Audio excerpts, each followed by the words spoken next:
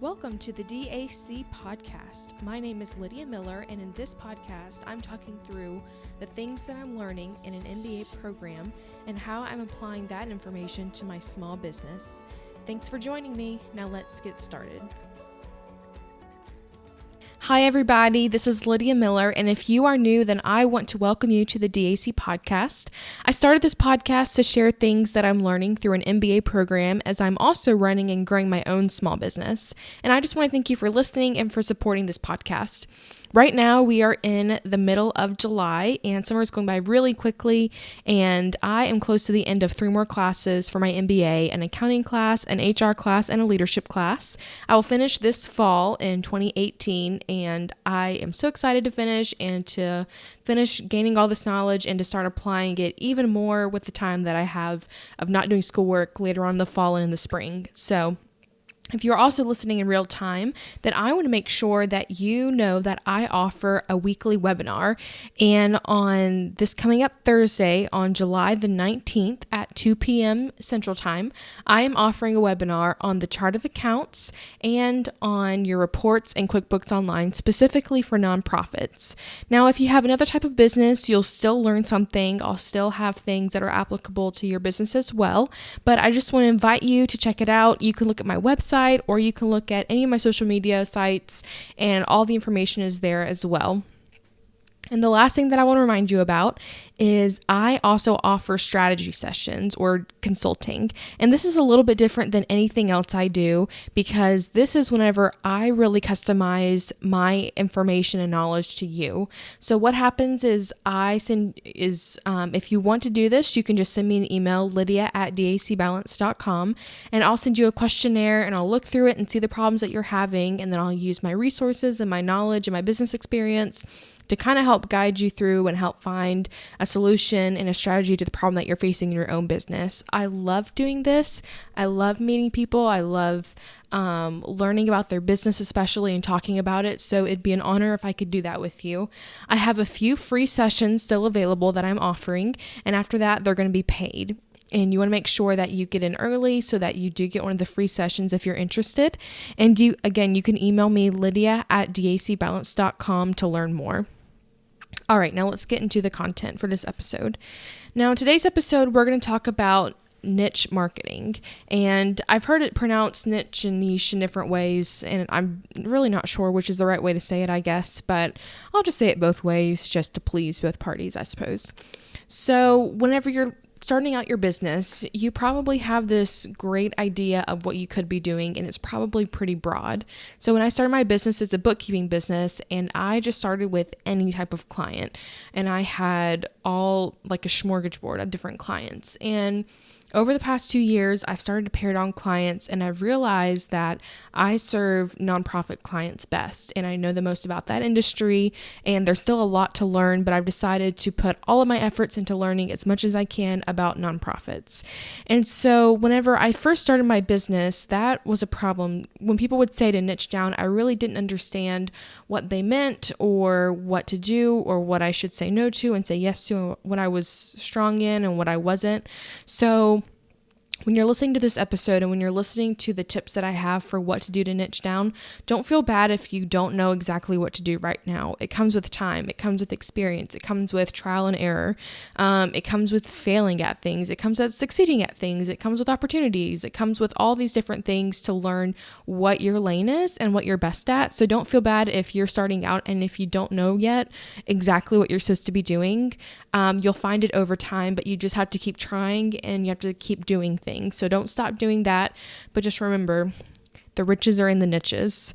So the sooner you're able to find that and to serve that market, then the better off you're going to be in the long term for your business. And it's taken me, I started my business in March of 2016. So it's taken me a little over 2 years to find out what my niche is. And I've seen other people where it's taken them 10 years or it's taken them 5 years to really start to pare down. And I think it's also a very natural and very organic process as well. Once you start to realize what you're really interested in and what you like to do, that's a good sign. Once you realize what your strengths are, that's a good sign. Once you realize what people, want to know and what they information that they can't find, but you can help them with that, then that's a good sign as well. So whenever you're starting to think about niching down, I have 5 things that are the let me get my notes here. Okay. So there are 5 criteria that a niche has to fulfill in your business. But while you're thinking about niching down, these are 5 things that it needs to fulfill for you to be successful. So I'll read them off and then we'll deep dive into them. So number 1, your niche has to be identifiable and measurable. Number 2, it must be sustainable. Number 3, it must be accessible. Number 4, it must be responsive. And number 5, it must be viable and sustainable. So let's go through these one by one. Number 1, identifiable and measurable. So you have to know how many people are going to be in the niche that you're talking about. You can do this through statistics. If you haven't started your business yet, you can look at the Bureau of Labor and Statistics. You have to know how many people actually have this problem. If this is a super, super niche market, you have to realize that you have to dominate that market to be able to sustain your business. And sometimes you even have to be the only person serving that market as well. So there can't be any other competition if you're like super, super specific on this. And you have to know how many people have this need. You have to think, is there a business there, or is this part of a business? Is the niche that you're talking about identifiable? Can you put into words exactly who you serve? Can you tell people very briefly in an elevator pitch exactly who you serve and why you serve them? If you can do all of those things, then that's the first part of the criteria, and you're on to something great at that point. Number 2, it must be sustainable. It has to be large enough to justify putting your whole business into it and all of your effort into it. So is this a long-term need to be sustainable, or is technology going to change this need? Think about if somebody created, something that holds cassette players nowadays. That's probably not going to be a booming business at this point because technology changes. So if your business is completely reliant on technology, and if you don't control that technology, then you might want to be careful with that. I'm not saying you shouldn't go into that, but I am saying that you should be aware that you have to be constantly changing and making sure that you're keeping up with what's going on, or else you're not going to have a business in a few years. So that is sustainable. It must be large enough to justify our expenditure in time, money, and effort. And number 3, it must be accessible. We must be able to get to them. So this isn't just shipping and delivery. Can you actually send the product to somebody? Where do you sell it? It's where are they looking to solve this problem? So where is your customer looking? Are they people who go online? Are they people who shop in stores? Do they shop at markets? Do they want something close to them? Do they just want to be able to go to the store and buy it? So what are you selling? It has to be accessible. You have to be able to get it to people. It has to be something that they know about, that they can get to you. Are you being accessible enough to them so that they can buy a product that you have? Number 4, it must be responsive. They must be in the market for it. So it's not enough for there just to be a need in the market, because you could have, number 1, you could have an identifiable and measurable market. It could be sustainable. It could be something that it's a long-term need. It could be accessible. But even if all of those happen and they don't have an ability to buy it or a willingness to buy it, then this is not going to be a niche that you necessarily want to be in, because you're not going to make money, and you can't support a business that way if you're not making any money. And they have to have an ability to buy it, and they have to have a willingness to buy it as well. So this is the part where marketing can help, because you can start to show people why they need the product and how they can purchase it, and different ways that they can get the product that you have or use. And maybe even if it's not just in the niche for what they need, maybe they can use it for some other things as well. You have to convince them, if they have the need, that they do need to purchase it, and the willingness to buy still has to be there. So you have to kind of test the market, and maybe you start with a few of these and see if there is a willingness to buy this product out there. And if there is, and if you start to see success, then you know that you're onto something. And in this stage as well, if you don't have the willingness to buy it, then maybe this just isn't the market for you to be in. Maybe this isn't the niche to fill. And that's okay. Like, you still have to try. You still have to try to know if it's going to work or not. So make sure that the time and the money that you put into it, number one, you're not going into debt to do this, because then you're going to owe debt on something that you can't sell or use or anything like that. And really, you shouldn't do business debt at all, because that's just so risky. So you want to make sure that in this stage that people are being responsive and that you are putting in enough to where it's not putting your financial self at risk. And number 5, it must be viable and sustainable. So really, this is just, can you make money in this business? Can you make money long-term? Are you willing to fill this need long-term? Do you enjoy doing this? Are you able to keep up with the demand? Is there going to be a bigger demand for this product? Are you able to get to the people that you're trying to reach? These are all going to be different things that you look at when you're niching down. And even as you're niching down, you might find that you are fulfilling a need in the market, and you start to realize that that's still a really big market. So let's say that you are a pet company and you want to train cats, or you want to let's say create a course or something like that to fill a certain need. And you find that instead of just training animals, you train cats, and you think that's a niche. That's really not, because there's still a ton of things out there. It would be, or let's say you're training dogs. It's not just training dogs, but training a specific breed of dog that you'd be looking for. And even beyond that, the different types of breeds, even further down the line, as specific as you can be. Really, niching is just being as specific as you can possibly be to serve that market and to fill a very specific need.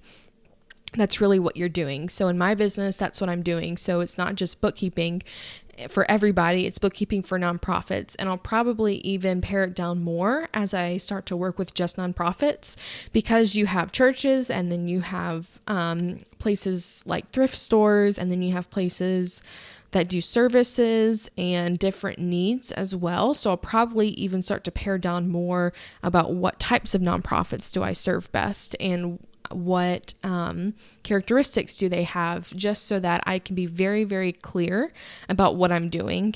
Another good thing about niching down is that people know how to recommend you. Instead of just saying I'm a bookkeeper to say recommend to anybody, people know when they hear a nonprofit's looking for somebody, they know to talk to Lydia Miller, because she specializes only in nonprofit bookkeeping. So whenever you're thinking about your business, think about those things as well. Is whenever someone's recommending your business or what you're doing, what do they say? Do they know what you're doing as well? Can they say what you're doing in your business? If you can't even say it, then other people can't even recommend you. So make sure that you get all of those things down, and can communicate that, and that you do communicate that to people that are around you. So again, those are the 5 areas that you want to look at whenever you're niching down. So number 1, it's identifiable and measurable. Number 2, it must be sustainable. Number 3, it must be accessible. Number 4, the people who purchase your items must be responsive. And number 5, it must be viable and sustainable. So whenever you're thinking through this, make sure that you look through those areas. And like I said, a lot of this might just be trial and error. You might realize that putting something out there and putting it out a certain way is more successful than others, and you kind of just have to try. That's what I found in my own business, and really just in life, is that you don't know until you try. And don't be afraid to niche down. Don't be afraid to say no to some business to say yes to something even better. That can be really hard when you're first starting, is especially if you're service based and somebody comes along who is not not really the best for your business, but they are okay and they're not really your target market, but you want to say yes because it's income, don't be afraid to say no. Don't be afraid to say, well, we don't actually help with that, but here's somebody else who does, because you want to be able to serve somebody and you want to be able to help them with your business the best that you possibly can. And that is really terrifying, but that's just part of the fear of being a business owner and just one more thing that you can overcome. And so there is a great book on this as well, as far as what to do whenever you're starting to pare down and choose a lane, and it's called Built to Sell. I listened through it on Audible, and it's a really great read. I found it on Amazon's Audible account. You can listen through it there. I think it's pretty inexpensive, but it's a great story. Briefly, it's basically about this marketing company or an advertising company who they did all sorts of things and they were just very mediocre. They didn't have a niche. They didn't have one thing that they were really good at. And so this owner who wanted to sell the business eventually went to a mentor, and the mentor told him that his business really wasn't worth a whole lot because it didn't do one thing well. And so they decided to basically only do logos, and they built a 5-step process to do logos, and he was able to hire people who could fill that niche extremely well. And over time, they brought in salespeople and they brought in people who knew exactly what the company did. They were able to communicate it better, and all of a sudden it became a well-oiled machine and way more profitable because they stuck in their lane to understand what they were doing best. And that is exactly what I want for you, for your business, and exactly what I want for my business as well, to say no to the things that are okay, to be able to say yes to the things that are going to make us more profitable and the things that we're going to be really good at. So at the end of the day, we know that we did the very best that we could and that both parties are really happy. I would highly recommend that book to listen to if you haven't already. It's called Built to Sell, and I will have a link for that in the show notes. So I want to thank you again for listening. If you haven't already, be sure to hit subscribe. This is only season 1 of this podcast, and I plan on doing 9 more seasons to coincide with the other 9 classes that I've been taking. And in the fall, I am going to start the technology series, and I can't wait. And this is an area of technology that I struggled with whenever I first started my business because I didn't know a lot of the lingo and I didn't really have time to research it. So I feel way more equipped now and more knowledgeable, and that series is going to start in either September or October of this year. Again, thank you so much for listening. I know you're doing a great job in your business, and I'll talk to you again next time.